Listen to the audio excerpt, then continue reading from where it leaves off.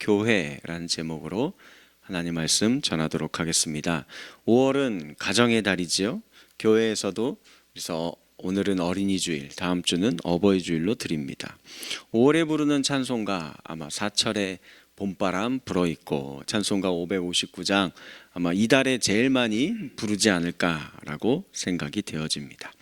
목회자들은 이제 한 번쯤 가정에 관련된 설교를 하려고 준비를 하죠. 그래서 저도 이제 이렇게 설교하려고 준비를 하다가 생각을 한번 해봤어요. 성경에 있는 가정들을 한번 생각해 본 겁니다. 근데 이렇게 보니까 성경에 있는 가정들이 이렇게 이렇게 이런 가정으로 이렇게 되면 좋을 것 같아요 하고 본으로 이렇게 소개시켜 드릴 만한 가정이 없어요. 없는 거예요. 별로 이렇게 눈 씻고 찾아봐도 별로 없는 겁니다. 한번 생각해 볼까요? 인류의 조상이었던 아담과 하와의 가정, 하나님이 처음 만들어 주신 가정이죠. 그래서 이 가정 어땠어요? 부부싸움 하면서 저놈의 여자가 저놈의 남자가 하면서 서로 남편 탓 아내 탓 하면서 책임 전가하죠. 그리고 그 후에 낳은 아들 어때요? 인류 최초의 살인, 형제끼리 살인이 벌어진 가정입니다. 비극의 가정이죠. 노아의 가정도 쉽지 않았을 것 같아요. 방주 제자가라는 이 하나님의 사명 때문에 이게 뭐 하는 짓인지 산 위에 올라가 가지고 그냥 가족 전체가 배 짓는다고 하면서 어린 자녀들이 분명히 물었을 거예요. 아빠, 우리는 왜 맨날 여기서 이 짓 하고 있어? 아빠도 잘 몰라. 글쎄다, 하나님 하라고 해서 하는 건데 하면서 그러니 계속 이 외로운 싸움을 두려움과 또 권태에 빠지기도 하고 의문점이 들기도 하면서 이게 지금 과연 맞는 내 신앙생활인가 하는 이런 우리의 그런 모습과 비슷해요. 그러면서 또 주변 사람들이 조롱할 거 아니에요. 저 가정은 저거 뭐 하는 가정이야, 저기서 뭐 하는 짓일까 하는 조롱을 견뎌야 했습니다. 아브라함도 좀 남자 망신 다 시켰죠. 여기 자기 한 목숨 살려고 아내를 팔아먹으려고 했었고, 또 사라도 별반 다르지 않아요. 여종 하갈 사이에서 서로 시기 질투 다툼하면서 가정의 분란을 일으켰어요. 그 아버지를 보고 자녀가 닮는다고 하죠. 이삭도 똑같이 아내 팔아먹으려고 했습니다. 가지 많은 나무에 바람 잘 날 없다 하죠. 야곱의 가정 어때요? 아내가 둘이었고 또 그 밑에 있는 하녀 여자 둘 사이에서 이렇게 네 명의 그러니까 여인 사이에서 서로 시기 질투하고 또 그 모습을 그대로 보고 밑에서 자라난 13명의 아들들이 서로 시기 질투하다가 결국은 형제를 팔아먹는 이런 일이 벌어져요.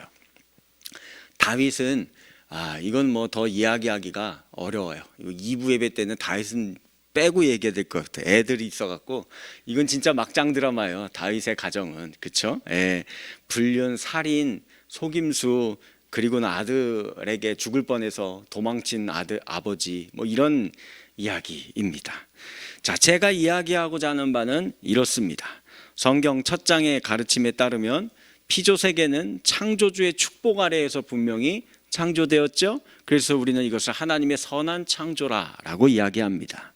그러나 아담과 하와의 범죄로 인해 창세기 3장부터 쓰여진 내용은 재앙과 불행의 이야기로 가득 들어차 있습니다. 그런데 여러분들 이거 아셔야 돼요. 이 불행과 재앙에 대한 이야기는 전 영역에 걸쳐서 나타나는 증상이라는 거예요. 우리 개인의 삶만 죄의 저주와 이 재앙 가운데 놓여 있는 게 아니에요. 우리가 다니고 있는 학교, 그리고 우리 다니고 있는 여러분들의 일터, 그리고 이 사회, 세계 곳곳, 그리고 어찌 보면 가장 소중한 우리의 가정도 피해갈 수 없다라는 겁니다. 우리 삶의 전 영역에 걸쳐서 예수 그리스도의 구속의 은혜가 필요한 거예요. 달리 말해 창조 질서에서 이탈하여 깨어지고 왜곡되고 일그러진 세상 속에서 가정과 가족이 존재한다라는 엄연한 사실, 우리는 그 한가운데에 우리 가족이 지금 세워진 거다라는 것을 잊지 말아야 돼요. 우리가 속해 있는 가정도 구속을 기다리며 온전한 회복을 갈망하고 있다라는 겁니다. 오늘 이 시간 우리의 모든 가정이 회복되고 건강하게 세워지게 되기를 주님의 이름으로 간절히 축복합니다. 사실 건강한 가정을 세우는 것 모든 부모들의 바람이고 소망일 거예요. 특히 우리 대한민국에 있는 우리 부모님들, 정말 이 일을 위해서 평생을 하루도 쉬지 않고 잠도 잘 안 자면서 오직 죽도록 일하고 가정을 건사하고 세운 일 것밖에 한 게 없죠. 그래서 우리 여기 계신 분들이 다 우리 부모님들이지만 서로가 서로에게 우리 수고했습니다. 그동안 우리 가정을 세우느라 정말 땀 흘려 일했고 정말 고생했어요. 수고했습니다. 우리 서로에게 박수를 한번 쳐줍시다. 수고 많았어요. 진짜로. 예. 그러나 우리가 알아야 될 게 있어요.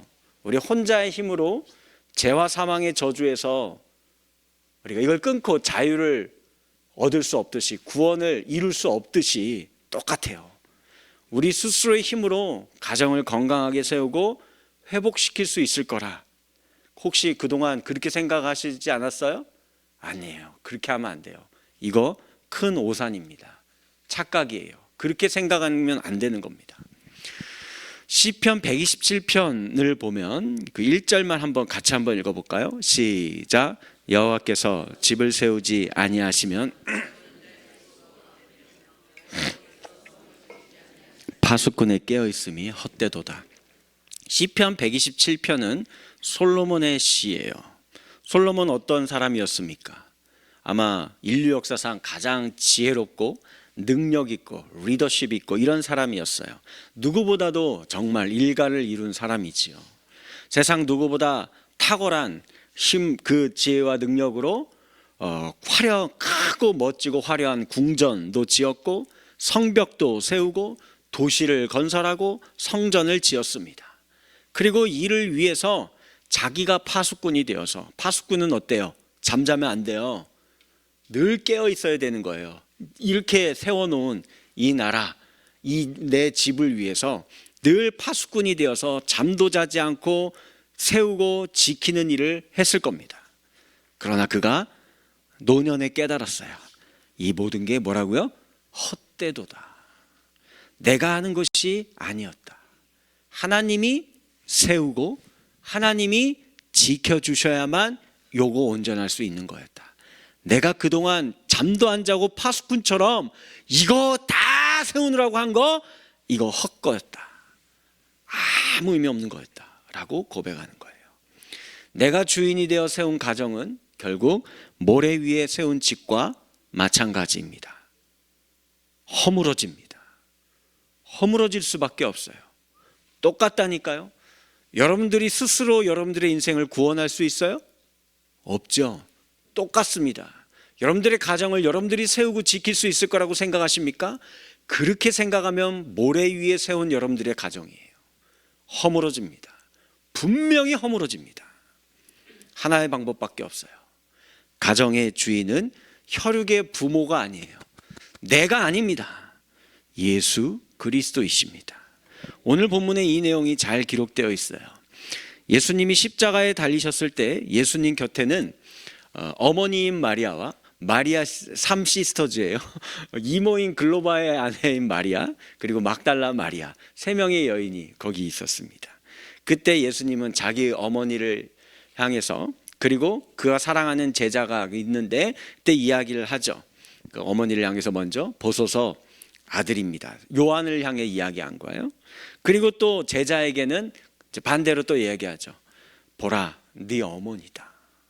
그리고 그 27절 말씀에 의하면 그때부터 이제 이 사랑하는 제자인 요한이 그 예수님의 육신의 어머니였던 마리아를 극진히 모시고 자기 집에 데려와서 모시고 섬기며 살기 시작을 합니다.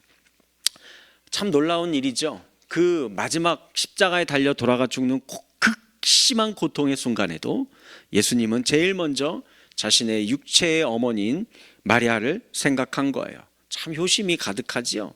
육신의 아들로서 정말 끝까지 그 의무와 도리를 다 하셨습니다. 많은 이거를 그냥 효심이 지극정성하신 분이어서 예수님이 이렇게 하신 거다라고 생각하면 안 돼요. 그럴 거면은 요한에게 부탁하는 게 아니죠. 예수님에게는 누가 있었어요? 육체의 동생들이 있어요. 큰형이 죽으면은 당연히 둘째 아들이나 뭐 셋째 아들은 여기서 이제 어머니를 모시고 챙겨야 되는 거 아니겠습니까? 동생들에게 부탁을 했었어야죠. 그런데 그렇게 하지 않은 거예요. 큰 의미가 있는 겁니다. 예수는 자기 어머니를 자기가 극진히 사랑하는 제자 요한에게 부탁한 거예요. 그러니까 이거는 육신의 육체 관계를 뛰어넘어 새로운 가족의 창조를 선언하고 계시는 것입니다. 새로운 하나님 나라 가족 공동체의 교회를 보여주고 계시는 거예요. 혈연적 육체적 공동체 너머에 있는 새로운 공동체, 하나님의 가족을 선언하고 계시는 거예요. 그렇다면 누가 이 하나님의 가족일까요? 여러분들 스스로에게 질문해 봐요. 하나님의 가족이십니까? 이 하나님의 가족은 어떤 모양일까요? 이것을 잘 이해하기 위해서 마가복음 3장 20절에서 마가복음 4장 9절의 내용을, 여러분들 이거 다 지금 읽기에는 시간이 별로, 오늘 설교도 좀 짧아요. 짧게 해야 하고 빨리 끝내야 돼요. 복음이죠? 아니에요? 예상 외의 반응이신데? 자, 어쨌든 여기 보면 그 내용이 나와요. 3장 20절부터 어떤 내용이 나오냐면, 그 예수님이 가버나움 근처 갈릴리 회당에서 하나님 나라를 가르치고 전하고 계세요. 그때 이제는 누가 진정한 하나님의 가족이냐, 예수님의 가족이냐에 대한 선언의 말씀이 나오고, 4장에 가서는 우리가 잘 알고 있는 씨 네 가지의 씨 뿌리는 자의 비유가 나와요. 여기에 해당하는 씨의 요 네 개의 분류에 해당하는 게 앞에 있는 갈릴리 이 회당 근처에서 예수님이 이야기하실 때 등장하는 인물들하고 겹칩니다. 요걸 갖고 제가 이제 설명을 드리려고 해요. 3장에 보시면 그래서 이제 어떤 사람들이 등장하냐, 첫 번째로 무리들이 등장합니다. 3장 20절 말씀 보시면 예수께서 집에 들어가시니 무리들이 다시 모여들었다 하면서 이 사람들이 등장하는데, 이 사람들은 어떤 사람들일까요? 그냥 현대판 실리주의자들이에요. 예수를 통해서 내가 얻을 유익이 무엇인가 요거 계산하고 있는 사람들입니다. 이 사람들이 여기 잔뜩 예수 근처에 모여 있어요. 두 번째로는 예수의 육신의 가족들이 여기에 모여 있습니다. 이들은 특권이 있다고 생각해요. 예수는 우리가 갖고 있는 소유물이라고 생각을 하고 있는 거예요. 그래서 이 사람들이 더 중요하게 여기는 것은 예수의 가족들이 예수가 미쳤다라는 소문을 듣고서 그를 붙잡으려고 온 거예요. 그러니까 소문이 더 중요한 거예요. 평판이 더 중요해요. 우리 가족의 위상이 더 중요하다. 혹은 오늘날로 치면 교회에 대한 평판, 이런 게 어떤 교회냐, 이런 게 더 중요한 겁니다. 예수 자체에 집중하지 않아요. 그 교회의 평판이 어떤가, 그 교회의 소문이 어떤가, 이게 더 중요한 겁니다. 세 번째로 어떤 사람들이 있냐면 율법 선생들이 있습니다. 이자들은 하나님에 대해서, 성경에 대해서 가장 잘한다라고 생각하고 있던 사람들이죠. 이들이 이야기를 합니다. 예수는 바알세불이 들렸다, 귀신이 들렸다, 이러쿵저러쿵 예수에 대해서 아는 척하고 판단하고 하는 사람들이에요. 네 번째 어떤 사람들이 있을까요? 예수의 새로운 가족들이 있습니다. 그 예수를 진심으로 따르는 제자들을 향하여서 이야기했죠. 마가복음 3장 34절과 35절, 이건 같이 읽어볼까요? 시작. 보아라, 내 어머니와 하나님의 뜻을 행하는 사람이 곧 내 형제요 자매요 어머니다. 위대한 놀라운 선언문이에요. 어떤 의미로는 이 말씀이 여러분들이 충격이 되시는 분들도 있을 수 있어요. 야, 그렇다고 자기 어머니하고 형제들 면전에다 대고 저렇게 얘기하냐, 참 너무했네, 이렇게 생각하실 분이 있을 수도 있습니다. 자, 봅시다. 여기 네 종류의 사람들, 여러분들은 어느 종류에 속하는 사람입니까? 네 번째 부류에 속하지 않고서는 여러분들은 진정한 하나님 나라의 가족이 아닙니다. 하나님 나라의 가족이 될 수 없다라는 거예요. 여러분들 나중에 죽어서 천국에 간다고 하죠. 하나님 나라에 간다고 하죠. 그게 뭘 이야기하는 걸까요? 하나님 나라에, 하나님의 호적 등본에 올라가는 거예요. 하나님의 가족으로 그 집에서 사는 거예요. 그거 못한다고요. 하나님의 가족이 아닌 거라고요. 잘 생각을 해보십시오. 자, 먼저 첫 번째 부류의 사람들, 예수를 통해 개인적인 이익을 챙기려는 사람들이에요. 자신의 소원이 성취되기는 위한 도구로만 예수가 필요한 사람들입니다. 언제든지 쓰면 뱉고 달면 삼킬 수 있는 자기중심적인 사람이에요. 내 기분 나쁘면 예수 얼마든지 버릴 수 있고 예수도 욕할 수 있습니다. 그런 사람들이 진정한 예수 그리스도의 가족이 될 수 있을까요? 그거는 어려울 것 같아요. 아니면 또 두 번째인 육체의 가족들이요. 예수를 혈과 육으로 아는 사람들이에요. 예수를 마음대로 부릴 수 있다고 생각하는 사람들이에요. 나사렛 회당에서 예수의 취임 설교를 듣고서도 아니 저 친구가 요셉의 아들이 아닌가. 어려서부터 우리는 이 예수가 누군지, 예수란 자가 누군지 다 잘 알고 있는데 라고 말하면서 안다고 하면서, 그러나 그에 대한 평판과 소문을 더 중요하게 여기며 생각하며 살아가고 있는 사람들이에요. 아니면 그 율법학자 바리새인들이 여러분들이 될 수도 있어요. 내가 그동안 배우고 공부해서 알고 있는 예수에 대한 이 신학적 지식, 저 같은 사람이 특히 여기 오리에 빠질 수 있죠. 그걸 알고 있는 내 신앙으로만 예수를 함부로 재단하고 판단하고 생각하는 겁니다. 이런 사람들이 진정한 예수의 가족이 될 수 있을까요? 없어요. 자, 그러면 오늘날 교회 공동체 안에서 이상의 세 부류에 해당하지 않고 진정한 하나님 나라의 가족이 될 수 있는 사람은 누구일까요? 오늘 35절 말씀 한번 볼까요? 35절 시작. 보아라, 누구든지 하나님의 뜻대로 행하는 자가 내 형제요 자매요 어머니이니라. 여기서 분명히 예수님 말씀하시죠. 하나님의 뜻대로 행하는 자라야 한다. 그러면 여러분들 무엇이 하나님의 뜻이고 무엇이 하나님의 일일까요? 우리 여러 가지를 생각할 수 있는데 성경에서 답을 찾는 게 제일 확실하겠죠? 요한복음 6장 29절. 하나님께서 보내신 일을 믿는 것이 하나님의 일입니다. 내 생각과 내 뜻대로 이런 거 하는 거 저런 거 하는 거 그게 아니에요. 여러분들도 알다시피 하나님의 뜻대로 행한다라는 것은 우리가 예수님을 믿는 것, 그러니까 즉 예수님을 내 안에 모시고 내가 예수님 안에 거하는 나무에 줄기가 붙어 있으면 되는 거예요. 그러면 내가 막 수고하고 노력해서 어떤 멋진 열매를 맺을 거야, 그게 아니라 붙어 있으면 알아서 나무에서 공급되는 그 은혜로, 그 힘으로, 그 능력으로 우리가 맺어야 할 열매를 맺게 만들어 주신다는 것이죠. 자, 요한복음의 장면으로 오늘 본문으로 다시 돌아가 봅시다. 예수님께서 자기 어머니에게 여인이여 라고 부르시고 자기 제자에겐 그 여인을 가리켜서 너희 어머니라고 말씀하신 거, 새로운 공동체로서의 교회가 무엇인지를 오늘 우리에게 분명히 보여주고 있는 말씀이에요. 즉 믿음의 가족, 신앙의 식구들이 새로운 가족으로 형성된다라는 겁니다. 새로운 공동체를 만들게 된다라는 거예요. 이것이 바로 하나님 나라 가족 공동체, 천국을 이야기하는 거예요. 이 새로운 공동체, 예수의 가족, 믿음의 식구들, 그리스도인의 가족은 이 세상에 속한 혈연적 가족 공동체와는 전혀 다른 공동체입니다. 새로운 창조 세계에 속한 기관이에요. 원래 처음에 하나님께서 창조해 놓았던 그 가정이 우리의 불순종과 죄로 인해서 죄와 사망의 저주 가운데 망가진 거를 이걸 다시 회복해 놓은 거예요. 이거는 예수를 통하여서만 가능한 것입니다. 영원히 지속될 공동체예요. 영원히 지속될 가족입니다.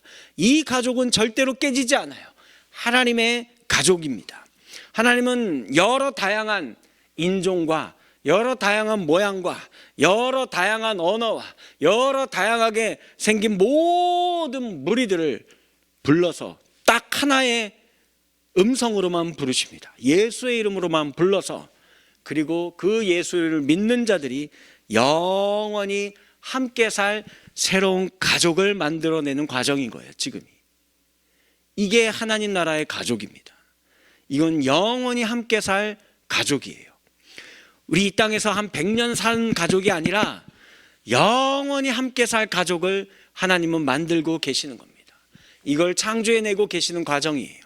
여러분들은 이 가족에 대한, 이 나라에 대한, 이 공동체에 대한 비전과 꿈과 소망을 갖고 계십니까? 이게 있으셔야 돼요. 교회 공동체를 가리키는 용어 가운데 믿음의 식구다라는 말이 있어요. 이거 한국에만 있는 표현인 것 같아요. 식구라는 말이요. 한국 사람들 이거 되게 중요하게 생각. 식구라는 게 뭘 이야기하죠? 예, 이 입으로 함께 숟가락 담아서 밥 먹는 사이를 이야기하는 거예요. 이거 해야 이거 진짜 좀 이제 좀 친해지는 거죠. 한 번도 같이 이 숟가락 담그고 밥을 안 먹었다? 이건 그냥 이건 가까운 사이가 아니에요. 이건 별로 친해지고 싶은 사이가 아닌 겁니다. 한국 사람들 그래서 진짜 친해지고 싶으면 야, 밥 한번 먹읍시다 하고 이야기를 하는 거죠. 그러므로 여기서 믿음의 식구라는 말은 단순한 교제를 하는 집단을 이야기하는 게 아니에요. 믿음의 식구예요. 함께 밥을 먹는 거예요. 무슨 밥을 먹을까요? 하나님의 말씀의 밥을 먹습니다. 그리고 성찬식을 통해서 예수 그리스도의 살과 피를 상징하는 빵과 포도주를 먹고 마시면서 우리는 예수 안에 한 식구, 한 숟가락 예수님께 같이 담그고 사는 사이다라고 고백하는 거예요. 믿음의 식구들 가운데 누구도 과식하거나 포식하거나 편식하거나 결식하는 사람들 없어야 돼요. 그걸 위해서 교회 공동체는 서로 돌아보고 서로 격려하고 서로 배려하는 이런 모습이 있어야 되는 거예요. 요즘 교회를 둘러보면 말씀을 먹는 일에서도 빈익빈 부익부 현상이 드러나는 것 같아요. 누구는 너무 많이 먹어서 영적 비만에 걸린 사람도 있어요. 좋은 거 아닙니다. 듣기는 진짜 많이 듣는데 배우기는 뭐 이것저것 많이 무슨 훈련 해갖고 다 배우고 코스웍도 하고 하는데 실제로는 먹기만 하고 걷지도 않고 뛰지도 않고 운동도 안 해서 비만에 빠진 사람들이에요. 영적 비만에 빠지다 보니까 몸놀림이 둔하지요. 유진 피터슨 목사님은 이렇게 얘기한 적이 있어요. 하나님에 대해서 굳은 살이 박혔다 라는 말을 사용한 적이 있습니다. 하나님과 말씀과 신앙과 이웃에 대해 둔감해지고 심지어 아무런 감각이 없이 그냥 종교 생활자로 그냥 살아가고 있는 거예요. 말씀의 식탁에서 영적 편식하는 사람은 또 어떨까요? 자신들이 듣고 싶어하는 것만 듣는 거죠. 내 귀에 거슬리는 거는 이미 딱 닫아놔요. 저건 듣기 싫다. 싫으면 자기 마음에 듣기에 좋은 것만 아멘 하는 거예요. 어릴 적 어머니들이 늘 어린 자녀들에게 이야기하죠. 뭐라고 하죠? 애들아, 편식하지 말고 골고루 먹어야 된다. 시금치도 먹어야 되고 당근도 먹어야 되고 오이도 먹어야 되고 하는데 어릴 때 그거 왜 이렇게 먹기 싫어하는지 커서 보면은 그게 제일 맛있었는데 영적 가족 식사 또한 마찬가지 아니겠습니까? 물론 차려주는 이제 목회자들이나 뭐 성경 전체에 대해서 골고루 이렇게 싱싱하게 살아있는 재료로 잘 요리를 해서 이렇게 이제 신선한 음식을 만들어 제공하고 해야겠지만 믿음의 식구들 역시 이 차려진 음식을 이게 골고루 잘 섭취할 수 있는, 그래서 영적 영양분과 자양분을 잘 섭취할 수 있는 여러분들이 되어야 할 것이에요. 한편 가정 형평상 정규적으로 교회에 나올 수 없는 그런 사람들이 있죠. 이 하나님 나라, 하나님의 식구로서 이렇게 같이 이 영의 양식을 먹지 못하는 연약한 사람들이 있어요. 주일에 우리 청년들 편의점, 커피숍 이런 데 알바하느라고 못 나와요. 또 주일에 근무하는 직업을 갖고 계시는 분들도 계시죠. 예컨대 간호사 분들 이렇게 뭐 2교대, 3교대 할 때 걸리면 이거 못 나오잖아요. 환경위화원 분들, 버스 운전하시는 분들, 일용직 근로자 같은 분들, 많은 분들이 이렇게 못 나오는 그런 직종에 계시는 분들도 있습니다. 아니면 병약하거나 몸이 연로하고 늙고 병들어서 그래서 못 나오고 집에 그냥 계셔야 하거나, 아니면 양로원이나 요양병원에 있어서 그냥 있어야 되는, 그 결식하는 거죠. 뜻하지 않게 결식을 하게 되는, 하나님 말씀 못 먹는 거예요. 하나님의 가족 식탁에서 보이지 않는 분들이 계십니다. 어떻게 될까요? 외면하면 안 되죠. 그들을 위해 우리 하나님 나라 배민을 우리가 운영을 해야 돼요. 찾아가야죠. 풍성한 말씀의 식탁을 성령의 김이 모락모락 나게 해서 사랑의 포장지로 잘 싸서 배달해 주어야 합니다. 찾아가야 한다라는 거예요. 가서 어떻게든 와야지 이게 아니라 우리가 가서 그들에게 이 하나님의 말씀을 나누는 식구로서의 삶을 살아야 하는 거예요. 이것이 선교적 교회의 모범일 겁니다. 또한 건강한 밥상을 먹어야 할 겁니다. 요즘은 유튜브와 각종 SNS를 통해서 더욱 기독교 콘텐츠가 넘쳐나는 시대가 되었잖아요. 그러니 오히려 더 잘 골라서 먹어야 합니다. 상한 음식인지도 모르고 아무거나 먹어서는 안 돼요. 이것이 상한 음식인지 아닌지 어떻게 알 수 있을까요? 가만히 서서 생각해 보면 돼요. 예수님이라면 저렇게 얘기했을까? 예수님이라면 저렇게 행동했을까? 이렇게 생각해 보시면 답이 나옵니다. 예수님은 항상 사랑하는 편을 택하실 거예요. 자기가 희생하는, 자기가 피 흘리는 길을 선택하셨을 겁니다. 자기가 섬기는 편을 선택하시고 손해보는 편을 선택하셨을 겁니다. 남을 욕하고 비방하며 자기 유익만을 추구하고 폭력을 행사하며 경쟁과 성공만을 부추기는 그런 어떤 메시지나 행태들이 있다라고 한다면 아무리 아름다운 말로 포장한다 한들 그거 다 상한 음식입니다. 그거 먹으면 안 돼요. 말씀을 맺겠습니다. 저와 여러분들이 이제 여기를 더 이상 설교만 들으러 오는 교회, 더 이상 그냥 예배를 통해서 내가 뭔가를 얻고 갈 게 있을까 하는 마음으로 오는 교회가 되지 마시고 하나님의 식구가 되었으면 좋겠습니다. 여러분들 잊지 마십시오. 분명히 깨달으셔야 합니다. 우리 개인의 삶의 구원을 스스로 이룰 수 없듯이 하나님 나라의 가족 공동체가 돼야만 여러분들의 육체의 가정도 하나님께서 개입하셔야지만이 세우시고 지키셔야지만이 예수 그리스도의 보혈의 피의 은혜가 우리 가족 가운데 뚝뚝 떨어지고 흘러 넘쳐야지만이 여러분들의 가정이 그 모진 풍파에 넘어지고 날아가 버리고 무너지는 헛된 가정이 되지 않을 수 있습니다. 예수님께 의탁하세요. 다 맡겨놓으세요. 예수님이 분명히 여러분들의 가정 책임지실 것입니다. 그리고 여러분들 하나님 나라의 가족 공동체를 더 소원하고 꿈꾸고 바라고 소망하세요. 여러분들 노년의 나이가 되면 결국은 자녀들 원래 떠나는 거예요. 성경이 이야기합니다. 떠나보내라고 합니다. 혼자 상처하고 이러면 집에서 저녁에 밤에 그 외로움의 그늘과 적막 가운데에서 홀로 남겨질 수밖에 없어요. 늙고 병들어서 밥 한 끼 제대로 먹기도 어려울 수도 있습니다만은 반대로 생각하세요. 내가 진짜 가족인 여기가 진짜 가족이에요. 아버지의 집으로 갈 날이 더 가까웠구나.